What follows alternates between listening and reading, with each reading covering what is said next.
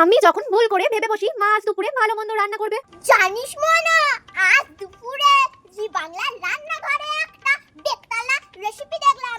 রেসিপির নাম হচ্ছে পাটার ফুরফুরে কিমা। টেস্টি দেখতে যেমন না, যেমন দেখতে তেমন খেতে, লাল লাল কষা কষা, দেখে তো আমার একদম জিভে জল চলে আসছে রে মনা। তার মানে তো মা আজ দুপুরে ওই পাঠার ফুরফুরি কিমা রান্না করবে। তাহলে তো আজ দুপুরে জমিয়ে ভাত হবে।